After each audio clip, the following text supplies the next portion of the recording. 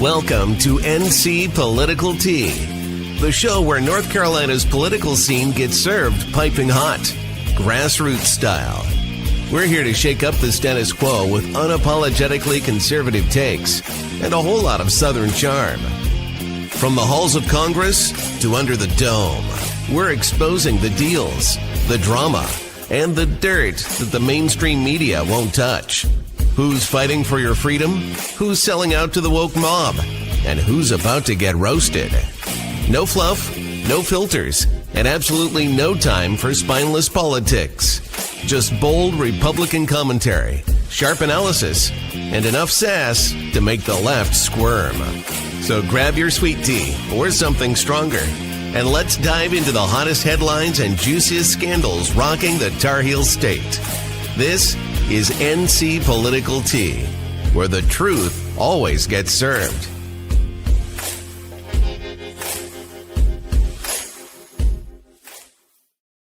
Hello, guys. So happy Thursday night to you. I hope you're doing great. I've got a special co-host tonight, Mayor Robert Burns of Monroe, North Carolina. I mean, he's like, we've had him on several times. I feel like he's North Carolina's mayor kind of at this point. But first off, just so you know, last Tuesday night when we were in the process of making our podcast, we had a couple of special elections, one in Georgia, one in Miami for the mayoral race that did not break our way. And so I just have a few things to say. The grassroots did not work this hard just to be pulled down by the lowest common denominator of politics in DC. Let me say one thing very clearly. What happens at the top of the ticket for the midterms, whether it's our Senate candidate or, what people think of the president, it affects all of us. When a president or a Senate candidate or whoever pushes things like corporatism, overspending, inconsistent policies, the entire party, all the way down, pays the consequences. So our whole movement gets judged by the economy that people are actually feeling in the moment. We're going to talk a lot about that tonight. It's very important. This is exactly what the Republican Party is, why we are where we are right now, right? We get all the baggage without the benefits sometimes. We get the unpopularity without the results, or without perceived results. We're going to be blamed for policies that are never fully conservative to begin with. And we talk a lot about that on this show. So now even the ideas that we do like and we do stand for, like immigration reform immediately, border security, woke stuff out of the classroom, fiscal discipline, all that is going to risk becoming unpopular purely because they get attached to a brand that low information voters associate with chaos, bad messaging, and what they think is a bad economy, or maybe what they're feeling it. This is a scenario that nobody really accounted for. You cannot win when the political environment forces are making your candidates stand up for policies that aren't delivering results to certain classes of people. You cannot win when even good policies turn toxic because of the messenger and the BS going on with things like Candace Owens, et cetera. And you absolutely cannot win when people look at their grocery bill, their healthcare costs in this state in particular, their rent, and they say nothing's getting better. We've been warned for years that when Republicans lose, these are isolated losses, right? They're no big deal. You can't extrapolate that to predict losses in the midterm. 2025 suggests that might not be true. Let's look at reality. Republicans so far in specials have lost 18 state legislative seats across the country just this year. We lost the Virginia governorship. We lost the AG. We lost municipal control in Miami, actually in North Carolina as well. In Wake County, wipeout. New Hanover, wipeout. Mecklenburg. Democrats also, in this recent special on Tuesday night, they flipped a historically Republican legislative seat in Georgia. These special elections keep breaking not in our way, and they're not flukes. They're not candidate issues. They're pattern failures, and we need to talk about it. We need to address it. Voters are not rejecting conservatism. Let me make that clear, because every time it's on the ballot, matched with real results, it wins every single time. But they are rejecting dysfunction, inconsistency, and what some are experiencing as economic pain. We have to come to terms with that. That brings us to North Carolina. I want you to please listen to me because, folks, we're having our own reckoning to face here. For too long, conservative politicians right here at home have coasted on the idea that North Carolina is a red state, at least in the General Assembly. Many of them talk like fiscal conservatives, but govern like managerial corporatists. They nibble around the edges at reform while allowing entitlement growth like Medicaid expansion to grow. Regulatory expansion also. Insider deals, backroom politics like casinos. They grow like kudzu, and voters are sick of it. So let's call it what it is, please. North Carolina conservatives who've been elected have let us down too. If we're going to leave this moment, we have to do it. We have to clean our own house first. We have to get it set. This is the moment for North Carolina grassroots conservatives to step up and say, we want our state legislators to do what DC refuses to do and say. We need to admit government, federal and sometimes state, created this economic mess.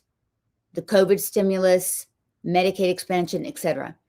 Government has inflated massive asset bubbles in the stock market and housing through some of the stuff we're going to talk about tonight. Government has empowered big tech monopolies while suffocating small businesses. Government has spent trillions it did not have, flooding the system with inflation. Government regulations like the ones we're going to talk about tonight crushed housing, killed jobs while favoring corporate giants. And government corruption has handed sweetheart deals to connected people while families struggle. People see right through it. And here's the thing. The only party that can bring back trust in government are Republicans. We are the only ones. So we need to align our ships, get it together. And I think, Robert, would you agree with some of the things I've said? Absolutely. Sloan, first and foremost, happy Hanukkah. Thank you. Yes. My Hanukkah gear up here. See it. It looks good back there. It does. It does. You know, I think it breaks my heart right now. The more and more we try and, as you said, kind of extrapolate, trying to pull out what's going on with the economy. It breaks my heart because there are legitimately people out here in this state that are hurting. They don't know where all the money's going. It almost seems like your account, your bank account is a giant black hole, and it hurts. There are some good ones up there on the state level that are doing, but trust me, it's like being here. Sometimes you feel like you're talking to a brick wall. And you know, what's different between us and the Democrat Party, not all Democrats, but the Democrat Party, is the way in which I believe that true conservatives that we operate. You know, I do believe still we live in the greatest country in the world. I do believe that we've lost a lot of trust in that system, but we do need conservative Republicans stepping up into the fray. We need individuals getting involved. We need people that are willing to put in the work. You know, we're having issues here, Sloan, in Monroe, where, you know, it's all about, you know, we're going into a primary election in Monroe. And a lot of people, a lot of businesses, a lot of homes, a lot of residents, they don't want to go backwards. We've made enormous strides in the past 2.5 years that I've been here, or 2 years really. And they don't want to go backwards. But then the next question is who is that next man up? And you're right. There are too many individuals, even as Republicans, that get into power and they get fat and happy and they give their buddies deals. We can't do that any longer because the everyday man, we're hurting out here, and we need champions. We need individuals that are willing to put the time and the effort in to work to get this stuff done. And what that actually means is like common sense policies. And that's what I think that you're talking about the most, right? Is common sense. I think, look, people aren't dumb. They want somebody to say, look, government did these. We're going to talk about regulations in a second. 100%. Housing. We're not going to blame. Look, immigration is, we all look, let's just level set. Yeah. We want illegals gone. We celebrate that. We champion that. Can that affect the housing market? That is one factor that can. But for elected leaders to say, and if you're running for election, I think if you're going to look at your constituents and say, when we deport everyone, then the housing prices are going to get better, that ain't going to cut it. What are you going to do? They It's want not to know. enough. That's not enough. No. People want to know how the government is actually involved and to take ownership of that. Politicians don't want to say that government spending, like, oh, I don't know, a farm subsidy, like pumping money into giving, I'm going to be very unpopular right now, giving every newborn baby $1,000, sending stimulus checks, which Trump has said he's going to do for healthcare. I think it's to the tune of $1,200. Well, that pays for what, a month? Right. And then what about the other? No, government has broken this, right? Well, and that's the thing. Okay. So if you run a business, okay, and you have to pay everybody weekly or biweekly or sometimes every month, you when you give someone a raise, it feels good in the moment. And so, but people's bills and their paychecks, they all adjust accordingly. So if you were to get a raise over the course of the next, 90 days is basically how, we're running our company and the businesses that I've started, basically whenever you have an employee and you give them a raise, man, they're super gung ho and happy and excited about it for about 90 days. All their bills, their Netflix subscriptions go up, all of these things change. And so if you just want to I personally would much rather know that my government is properly spending money and stop with the government programs and just sending me a feel-good check. I don't want the feel-good check. Right. I know that some people are going to say that, but you have to understand. And I think that common sense individuals out there listening they'll gravitate to the fact that it'll feel good for a moment, but then you're back in that same position once again. It's a sugar high. And what we need is this system change that we were promised. Here it follows. Yep. Real fiscal responsibility, removing these suffocating regulations, in government corruption, for the love of Pete, lower taxes across the board, and stop the entitlement explosion now. We don't want to keep funding these runaway programs. I mean, we want to help people that actually need it, but stop the endless expansion. Right. And Yeah. And let me kind of address, because it's funny. I often use the term as just business, because that's how I've tried to do everything here in Monroe. And it's a popular message across the country if it's done right, which is running your state, running your country, or even just simply your small town like a business. You don't have the luxury when you own a business to go to a bank with an endless supply of money, and they're just going to continue to keep giving you that money. Yeah. And too many officials behave like that when they spend money. Oh, we'll just tax. Oh, we'll just throw out a bond. We'll just do, bonds even get to me, because the reality, average man, here's what happens. A bond will pass locally. Okay. Charlotte, for instance. Yes. And then what? Plethora of bonds, and they vote yes every damn time. And they will tell you it's a temporary tax, but you never get that money back, because they'll layer it and they'll keep layering it. Ratchet down. You can only ratchet up. I know. You can't ratchet down. Yeah. That's right. So when we're talking about housing, because our candidates, you guys, you need to know the mechanisms, I feel like, behind this. You and I stumbled across a tweet by Sean McGuire that we both agreed with, that the thing that, and maybe politicians are doing this on purpose.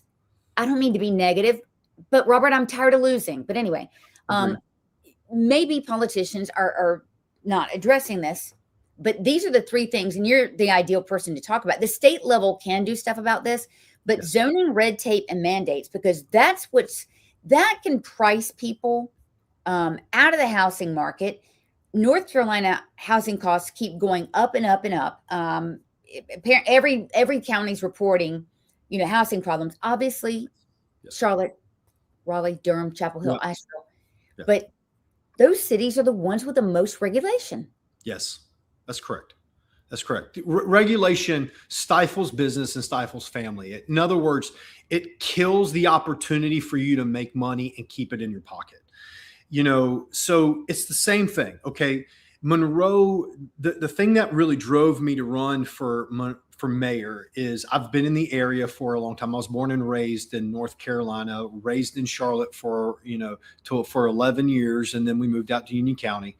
And one of the things that I constantly saw was projects started, or, you get these big signs and they go out in the middle of like land and you're like, man, this is exciting. And you feel like you're going to have this great thing for Monroe. And then, 5 years go by and nothing happened with that property. It's been cleared, but nothing happens. So getting in as mayor, one of the things that we've done is simply simplify the processes, okay.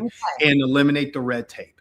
When you have unelected officials it's fascinating how they can kill a project or kill, an investment from a family who's either trying to renovate their home or invest in their future by starting a business. It's amazing what a bureaucrat can do and how it can kill that momentum that you have. And so that's one of the things that resonates very strongly with me. And I'm going to say this, we got numbers back in Monroe just recently.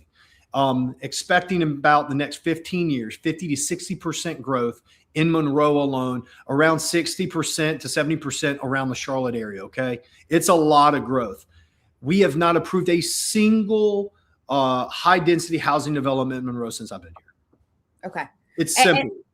And so you're in what they would call a bedroom community of a thriving metropolis that's expanded. And so, you've got the suburbs also, like Johnson County, Cabarrus County, Willoughby Union County, Brunswick, Currituck. They were once affordable, but now as they're filling up, they're not. And so, and even in rural North Carolina. And so that's the issue that's driving things out of the market. So I put these things up because look, we're small government people. The last thing that we don't want the feds controlling our states, and we don't want the state government controlling our municipalities. However, under state law, there can be boundaries placed. For instance, you can't make rules that would, I'm just throwing this out there, ban single family homes from being built or something like that. I mean, reasonable boundaries because this gets punitive. I mean, I can tell you in Durham, it's punitive as hell. And it is there's a lot of corruption and a lot of things that go on. But what happens is, you have an apartment that can be rented for $900, and at the end of the day, it's $1,600 because of all of this red tape, these punitive things, etc. And it affects jobs because if somebody's going to have to drive 25 miles to work every day. Well, can I also, and when you have red tape, when you're building an apartment complex. Yeah. Okay. Investors, most of these guys are developers with investors. They want to see a quick return on their money. Okay. The longer it takes to get built, then it affects inflation, affects investments as well. Okay. So when that cost increases, right, we know that the cost to build has gone up significantly since COVID. Before COVID, it was like, we want to get back to those numbers. Right. That's what we want to do. But when you have red tape preventing you from building during those times, now when they build, they have an investment and it increases. So that initial promise of $900 to rent, it has to go up. It's going to be $1,600. That's why red tape kills businesses. It kills the American pockets. It kills North Carolinians. And that has to stop. And it's fascinating. I'm telling you, I've seen it. There are way too many handshakes, way too many verbal deals that happen. And it's not just in Monroe, by the way. I'm not speaking because we have a wonderful city. I'm very proud of what we've been doing. But across the entire state, too many people like looking out for their own. And that's why I am stressing that we need good people to run for office, because you're absolutely right, Sloan. Our message resonates with the majority of people. Yes. The problem is people get exhausted. They're exhausted. They're exhausted. They are.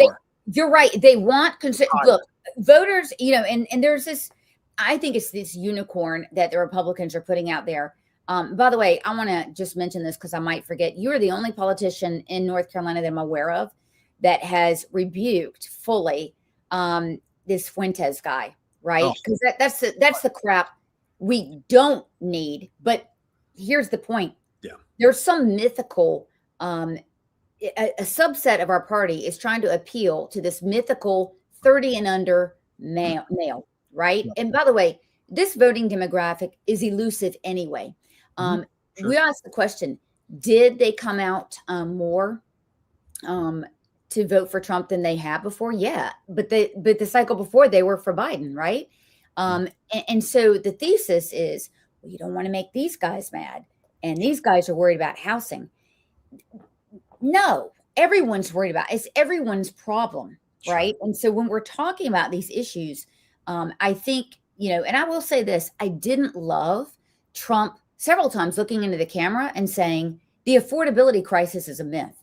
It does not help our candidates in the midterm because it isn't a myth for a lot of people that are going through it. So we need to have these conversations and these solutions. I want our candidates to go out and look people in the eye and say, look, I feel your pain.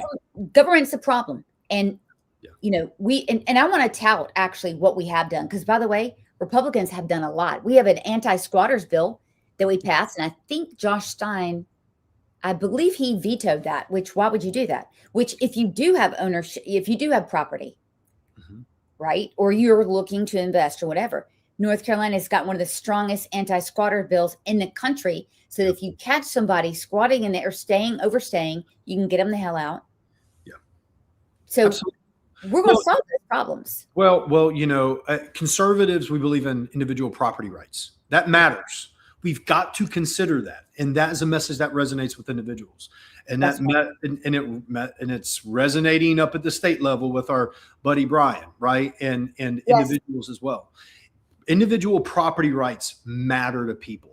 And we can't get in the mode of regulating everything because, as you were saying, even in your opening monologue, the scariest words ever on the planet is, hey, I'm here with the government. I'm here to help, because the government messes up a majority of things. Now, it's there, and I believe it's God ordained. But what we have got to do is we've got to limit the size of government. I don't believe in no government, by the way. Oh, yes.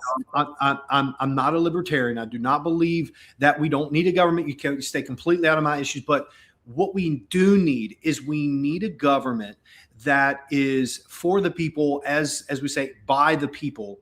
And again, when you are talking about property rights and when you're talking about your property zoning, let's go back to that. Zoning matters. Tell us about this, because this is a real, and by the way, we think of, and typically it is, local government, this being in the dominion of local government almost exclusively. However, the state, again, can get involved. We believe in small government. We don't want the state involved. But as my understanding is, if you see some onerous stuff going on and the process being weaponized, what are your thoughts on putting, I don't know, some sort of boundaries on the zoning insanity? Well, and this is where I'm going to disagree with some of my, conservative colleagues and individuals up in the state house. They are trying to take away the ability for for cities to be able to control their own zoning. Okay. That's a problem. That is a problem.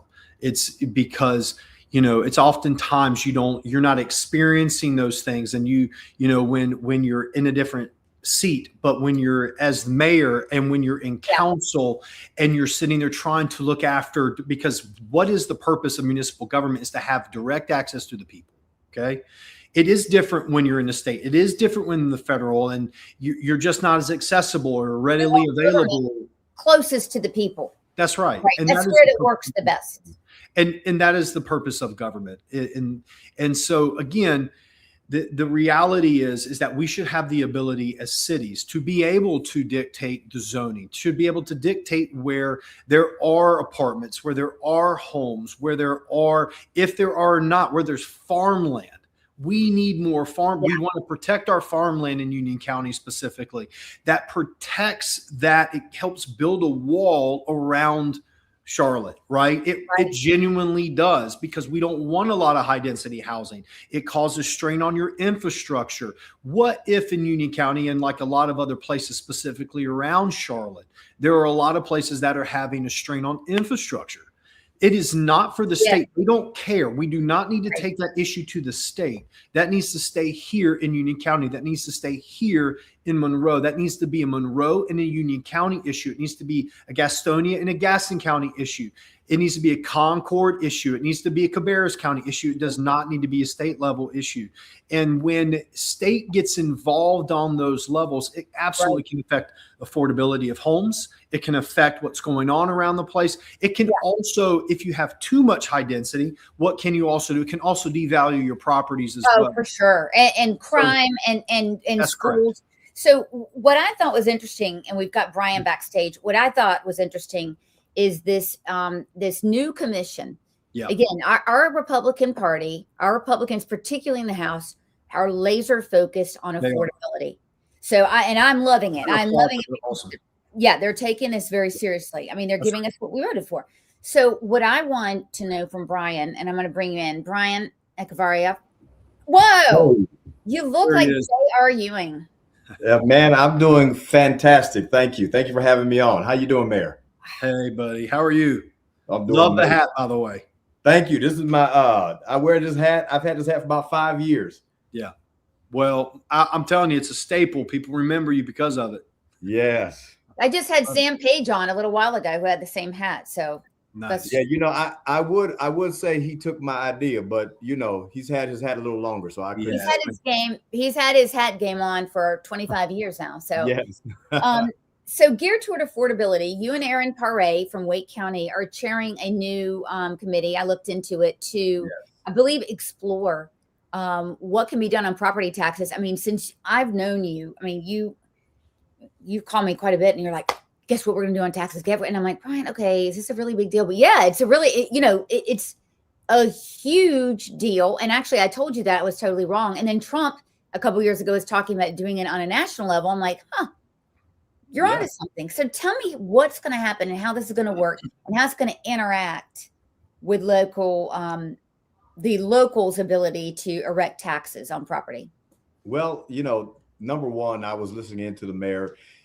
Sadly, Mayor Burns, not every town has a great mayor like you. Okay, around the state, and I agree. Government closer to the people is better. However, it's even the most intimate relationships, whether you're talking about husband and wife, parents and children, where there's cases of severe abuse, somebody has to intervene. And so, as we talk about these property taxes, what we do have to remember is that the only reason we're having this discussion is that local governments have abused their residents. Just what we were talking about with the regulation, weaponizing the zoning, weaponizing the red tape. So along the same lines. Yes. So the affordability, the committee is amazing. Big kudos to Speaker Hall for recognizing the need. I mean, it's been years coming, right? Where we saw this crisis kind of moving in and out of our space. And it was years coming. And we have great leadership, Chairman Julia Howard, Mitchell Setzer, Aaron Pereira, the chairs. I'm a vice chair along with the incredible Neil Jackson. Yep. The opposition to it is institutional, right? Because there's no group of people saying, please let them tax us, right? So the opposition is institutional. The talking points have been the same across the country. No one in North Carolina, I could tell you this, I don't think there's an avenue to say we're going to eradicate property taxes. Mathematically, I don't think that's, I would like to. We find a little natural gas off the coast or something. I would like to do that. But until then, we're going to have to look for some ways to get it done. Okay. So what are you thinking? What kind of mechanisms are you going to explore to help push this along? Well, there's so in House Bill 432, the initial vision that I had was a protection against rising property values, right? So when they revalue your property, the fact is we all want our neighbor to make a lot of money, but when they make a lot of money, we don't want to pay higher taxes because of it. Okay. Mm-hmm. So one of the things we want to do is protect the taxable value of homes. A great example of this is down in Florida. They had the Save Our Homes Act, of which my father is a beneficiary of. And the way he benefited is this: he purchased a home, 10 years ago, I think it was $330,000. Today, he's paying taxes. The same tax rate as everyone else, but his home is taxable at $386,000. Now, to put that in perspective, the market value of his home is now 1.4 million. Okay. If he would be taxed at that true revaluation rate, the way we are here, he would have been taxed on his home years ago. That's what's happening. And unfortunately, a lot of people are losing their homes and having to move to different neighborhoods when they were building wealth, and all of a sudden they're taxed out. Yes. So we can't have that. So is there a way to lock in these rates? Well, that's the vision. The vision is to figure out a way to protect our homeowners. You know, North Carolina has had amazing economic growth, and now the people who that economic growth has been built upon are being threatened. Correct. Right? So, you know, we have the Tax Foundation, John Locke. I would love all of the advocates on this issue to get involved. They are proposing levy limits, limits on the increase of taxable value. We already have a tax rate limit in North Carolina, so we're protected there. Yeah. However, we're going to look at everything. The first meeting is actually next week. That's going to be just staff giving us all the raw numbers from the counties, the municipalities. And then after that, we're going to bring in some subject matter experts as well as public comment.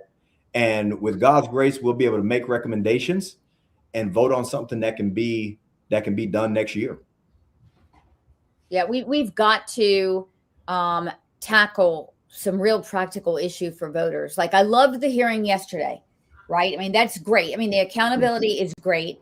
And by the way, a gay Black Santa married to a white Jewish guy. I mean, yeah. You know, guys, we had this, Chapel Hill school system. Even if you don't live in North Carolina, you know that any university town is going to be just out there. And these dodos said on film in a televised hearing that we're not going to follow any stinking laws, basically.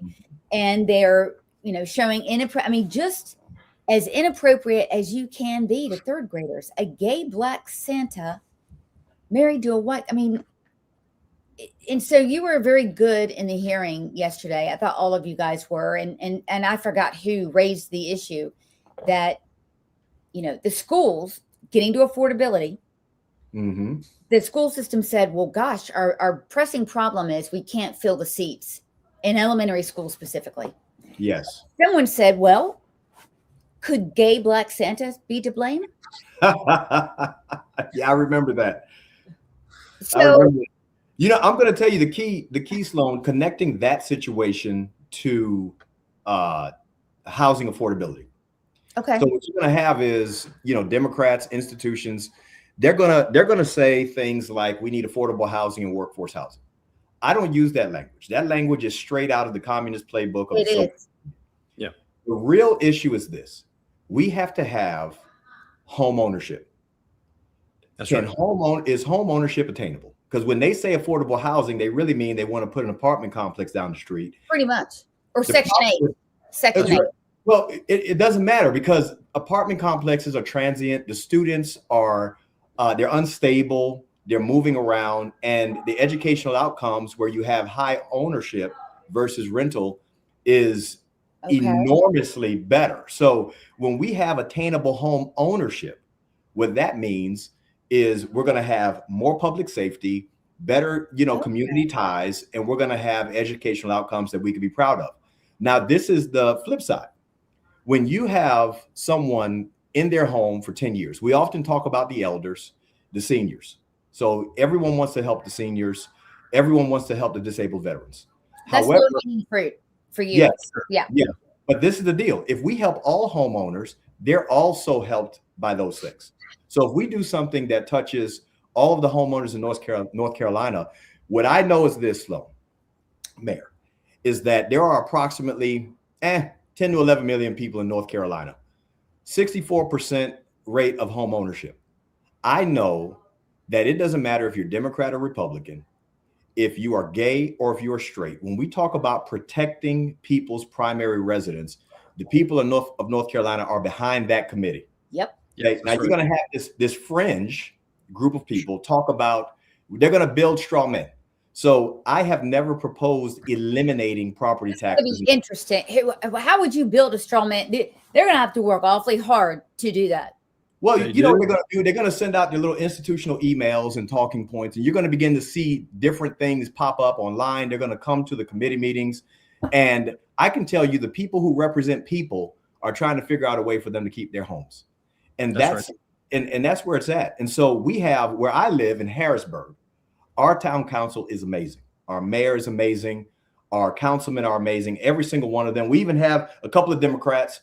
And listen, they're just doing their job. Yeah. No harm, no foul, right? So I'm not worried about it where we are. What I'm concerned about is other council folks sabotage, try to poison the water. Well, this is an issue. And I think this is one of the reasons Speaker Hall has formed a committee, is he recognizes that there are only a couple of ways to impact the lives of all North Carolinians. And property taxes are one of them. You have children, and you have property taxes. The way these governments, local governments are spending, it drives up the cost of rent. It causes a family who can afford their home, if they have to come up with an extra $200 a month for escrow because of property taxes, it's real. And I want to tell you this, the property tax bill comes out with just enough time to tell everybody, don't spend your money on Christmas and Thanksgiving. That month, that tax bill comes out and it puts a freeze on everyone's hopes for what they want to do for the holidays, what they want to do for New Year, because Uncle Municipality wants to extract that money out of our economy. That extra $1,000 in tax bills, because where I'm at, and I'll tell you, I pay about $8,000 a year in property taxes. That plus the cost of insurance, I'm almost at $12,000 before I get my children a cup of milk. Okay. So when you talk about that bill coming, imagine in Harrisburg, North Carolina, the average family has a tax burden of 10% for state and local government alone.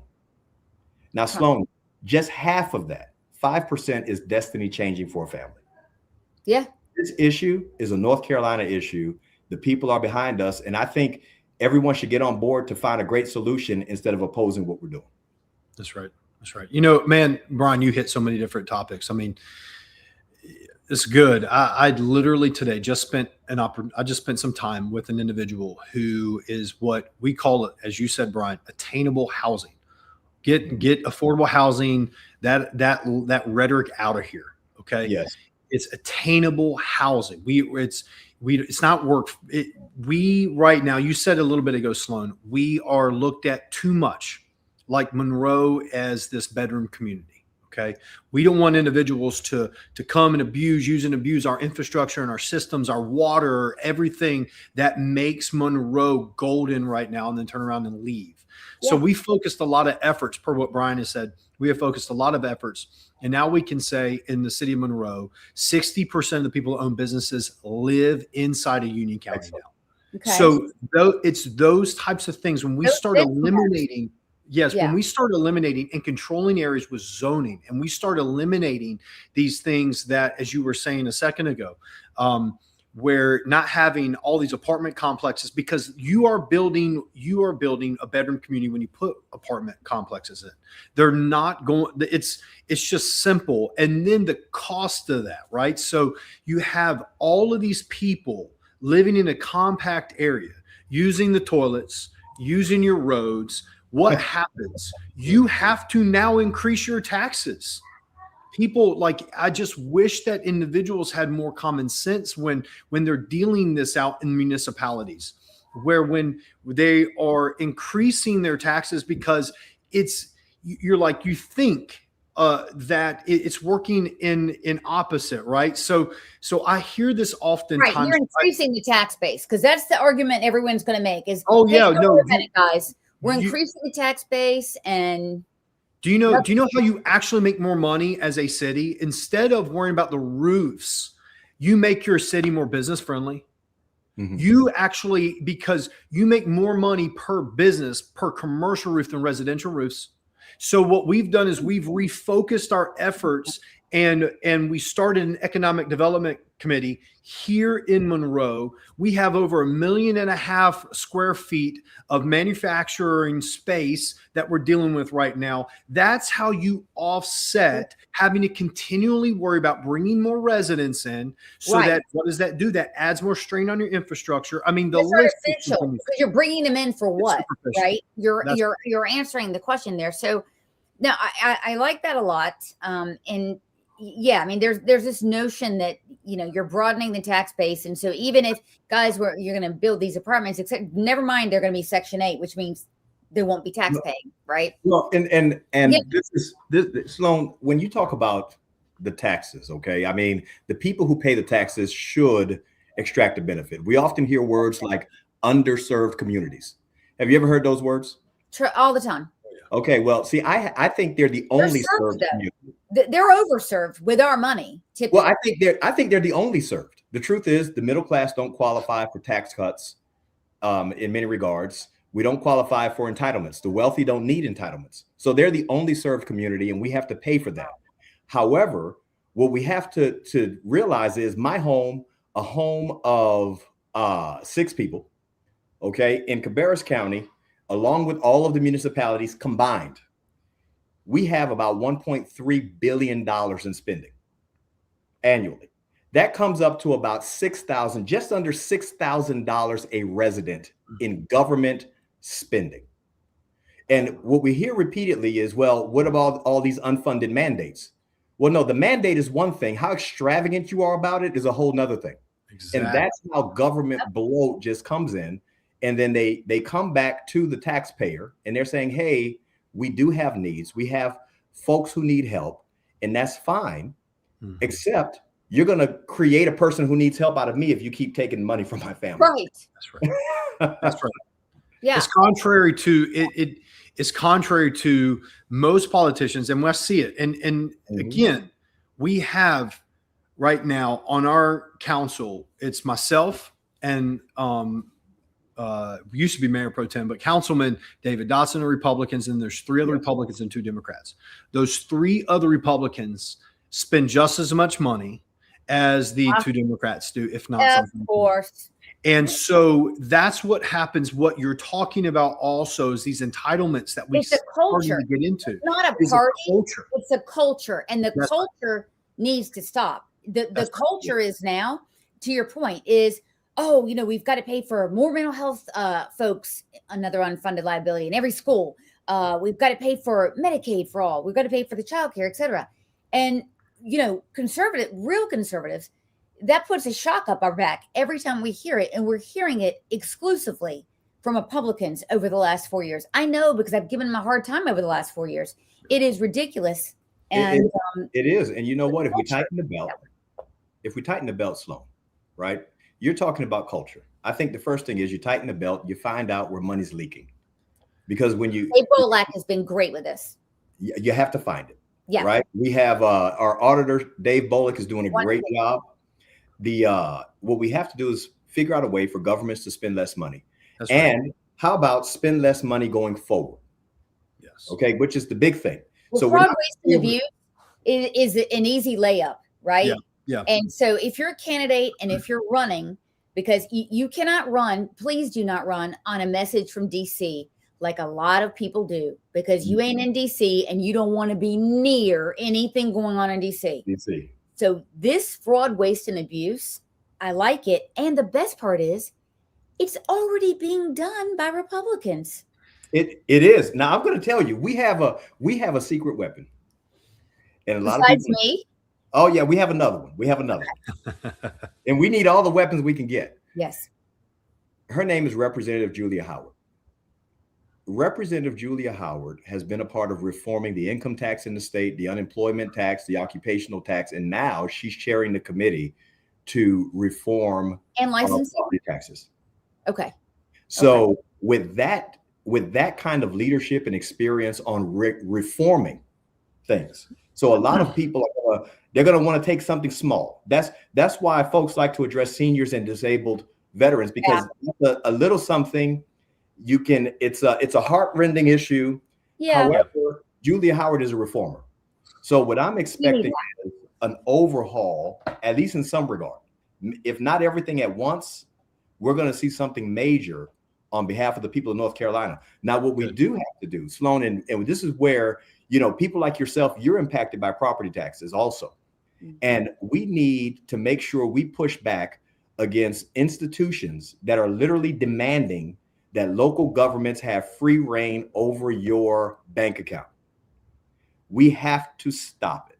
Every year I sit around and I wait to see how much more money my government is going to demand from me, regardless of if I've had a pay increase or not. At least the federal government taxes are according to, at least they're noble enough. Because we're having wage stagnation at the same time. So in other words, that's another front that people are dealing with that. And by the way, I wanted to tell everyone this, Republicans have led the charge on that as well, with developing apprenticeship programs and helping employers in tier 1 and tier 2 counties pay for that. So you're onboarding apprentices that can, help obviously find jobs, etc. You're cutting costs, but Republicans, what I want you to do when you're running, find these things to talk about that we're actually already doing, because we're doing a lot of it at the state level. Now, Sloan, let me say exactly what you just said.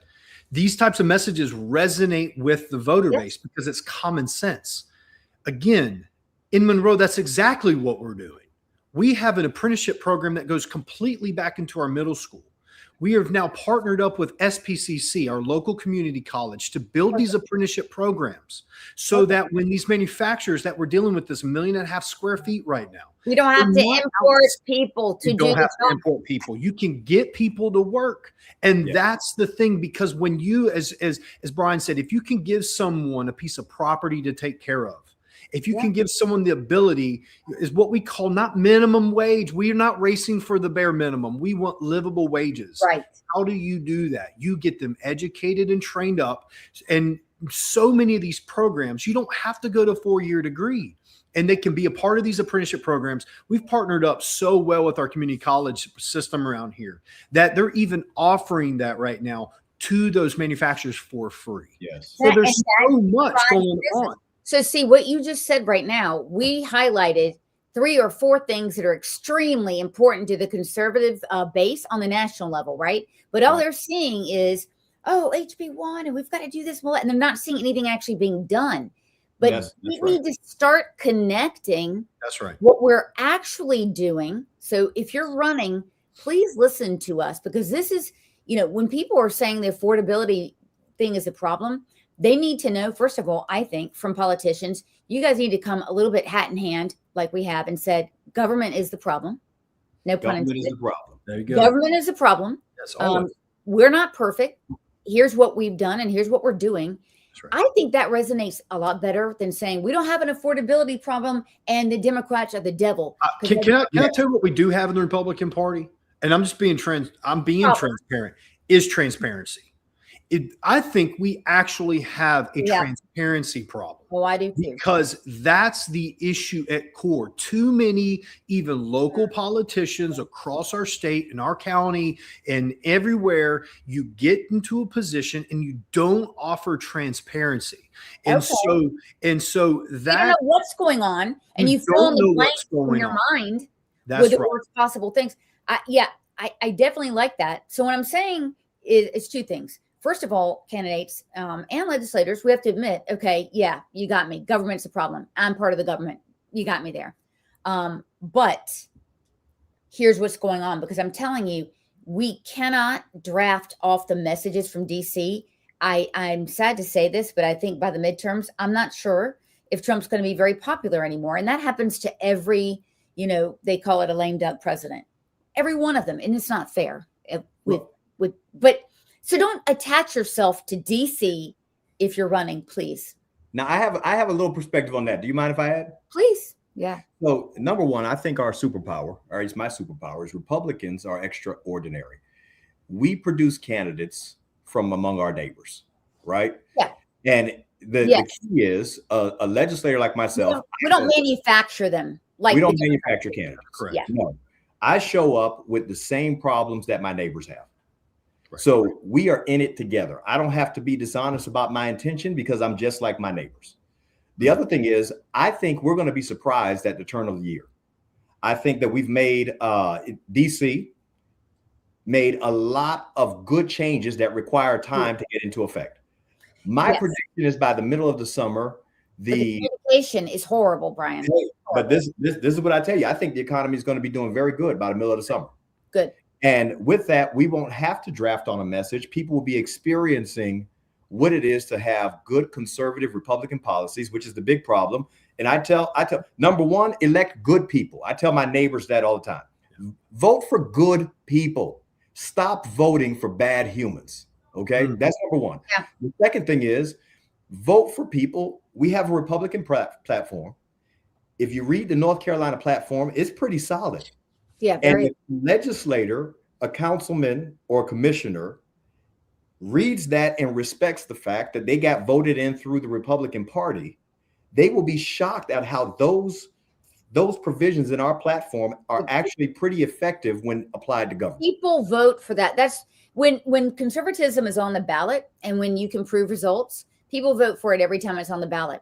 But what you do have are from time to time, in fact, more often than not, usually in these suburbs of, big cities, is you've got also rans who are really Republicans running on the Democrat platform because they don't think they're going to be elected because they're in a R+1, right? They're right at the level. So they're pushing, and I've seen this a million times, socialist policies. They don't realize they're doing it, but they're saying, but I have an R behind my name. Yes. What they need to do, I'm speaking to the voter, okay? Because I'm fresh out of the grass. I still smell like fresh grass, okay? What I can tell you is this. It doesn't matter what a politician says. They're going to legislate the way they live. So if they live life like a lib, don't expect to vote them in. I don't care if they have an R next to their name. I don't care how many reverend certificates they have. If they live like liberals, and that is a way of life. Yep. Okay. When they get to wherever they're going in DC, in Raleigh, or locally, that is the way they're going to vote. That is the way they're going to legislate. And we shouldn't be shocked when they do it, which is the reason I invite my neighbors to my house. I allow myself to be completely in the hands of my neighbors because this is all I have to offer.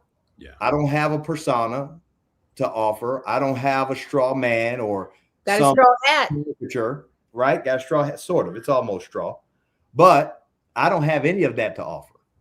And if they treat every person, and I don't care if they're running for Senate, if you can't put your hands on them, if you can't check out how they actually live their life, then you are really rolling the dice and just hoping that they end up being the kind of person that they say. And sometimes they are, but if you don't know, you are taking a risk. That's right. Well, I'm just simply speaking from experience. Okay. We have a system, or we have a system here. And I think a lot of small towns, across our state, across our country, have been plagued with these systems. This is the way that we've always done things. Yeah. This is the way that we've always done this. You have a group of people. I think it's still at the core, the problem with Charlotte. You have a group of people that think that they actually run the city outside of the mayor and the council there. Yes. And that is what we have even in Monroe. It's leaked over here. You cannot tell the difference with these individuals between a Republican and a Democrat. Absolutely. There's no telling a difference. Like you just know that they are not you, as what Brian was saying. You just realize that they're not the common man. And it might not even be that one is living extravagantly and the other one is living poorly. It's literally like they have this blended system that you've got to go through them to get something done. Yeah. And that is at the heart of what we've been fighting, what I've been fighting. Entitlement. It's literally an entitled mindset. It is. Yeah. It's this group cabal of individuals that literally like controlling things where they try. And when you go to that zoning issue, or you go to that project that is up in front of the planning board, somehow the planning staff doesn't pass it. The planning board doesn't pass it, but now all of a sudden you have 4 council members who all of a sudden decided to pass it completely against what the staff or what your planning board is telling you. There is a simple problem, and that is that entitlement issue. It's like this, it's this group. And here's what I want to talk to the voters and tell them to do. Exactly what your representative Brian Echevarria is telling you. You need to know who you're voting for. You Absolutely. need to know that these individuals. Well, that's what we love to do best. Get into people's business and tell everybody. Yes. Get connected. Let them stop listening to that. This is the way we've always done it. Your way has not gotten us anywhere. In Monroe, in the past 2 years, our entire downtown is revitalized. We are number 10 across this entire state in small business right now. Oh, that's great. Okay. We are killing it. And we don't want to go back to what they're doing. We don't want to continue to do the same thing. And yet we still have a group of people currently in our own town. And I'm not rerunning for mayor because the Lord is moving me to something else. But we have got to get behind, I believe, in my candidate, the one I just endorsed, is David Dotson, because I've seen him in action. But you know what? Don't take my word for it. Don't take my word for it. Get to know your people. Well, let me tell you this. Let me tell you this. When I went to Raleigh, I discovered a lot of things about government. And probably the most pleasant things I discovered were amongst the other members, all 120. Okay. Most of those folks, I mean, they had their communities vote for them. There's no matter where you go, you're going to find the uniquely wicked people. I'm not talking about that. Sure. Most of them, whether they're right or wrong, they think they're helping. That's right. Okay? That includes me. Fair statement. Now, I could tell you what, you vote for somebody and they have principle and they have conviction. And then one day they vote in a way that is contrary to what you thought. You thought, oh man, I thought this guy had principle and he had conviction, or this gal. And what actually happens, I think, and this is why I'm grateful for Representative Hall's leadership, because I'm going to give you a contrast. What actually happens is they have those convictions, they have those principles, but they were cowards. Yes. Immediately we say, oh, I knew they were a rhino. They're not a rhino, they're a coward. And so with Representative Hall's leadership, Leader Jones is the same. Yeah. They make the caucus, the Republican caucus, brave. See, that's why you have generals. You don't have generals to fight the war. You have generals to help the soldiers be brave to fight the war. That's right. So Representative Hall, Leader Jones, I mean, it goes on and on. Winslow and Zenger and Julia Howard. And, you have a list of people who are willing to say, do what you believe you should do. You can get it done. It might not happen now, might not happen then. But if you're free to go fight, where in some situations and in some bodies, whether locally, exactly what he's talking about, the cabal. Or the Senate. I said it. Y'all don't have to. Or the Senate. I don't know the Senate, but or the Senate. What happens is this. They get intimidated, and the man of conviction discovers that he's a coward. Now, all he needed was someone to make him brave. Now, I said all that to say this. All of your listeners, in addition to holding people accountable, because I get all of the, hey, do this, do that, you better do this. I get all of that. That's good for me. Yeah. But in addition to that, why don't you take the chance on the person you know has conviction, the person you know is principled? Take the chance, get their back, and make them brave. And then we will see these things done, like the property taxes, because that's not going to be an easy lift. No. Even though the people are with us, the institutional opposition. Oh, yeah. And you're going to have it. Is real, which means the people have to get behind their legislators and make them brave. In the House, in the Senate, you're going to have to, at your town council, you're going to have to help them be brave, because every commissioner, every town councilman, I want to speak to you. You do not represent government. You represent the people. And more than that, you represent your family. You represent your family, and you are taxpayers. And your brother's a taxpayer. Your sister and your parents and your children will be taxpayers. Be brave enough take a stand, get with the other 9-10 million people who are behind this, and let's get this done in North Carolina. I love it. I love it. Well, we're running over time right now because I've got to play my other interview. Yes. But I mean, we could, the three of us, let's be honest, we'd be here. You guys are. But thank you so much to both of you. I mean, I think that now we've got a much broader perspective from the municipal level to the state level. And the message I want to send is Republicans are getting these things done. We need to be more transparent and open about that and tell people, and so that they can back us, right? They can, because when they see that what we're doing, they're going to want to help more. They're going to want to help get us voted in, because we cannot, listen to me, we cannot lose a majority. I've already told y'all, very dark days. I put up here 5 bills last week that are waiting to be passed by the Democrats, and they are nuts. So anyway, thank you for coming on. Have a wonderful evening. And folks, we'll see you guys on Tuesday night. All right.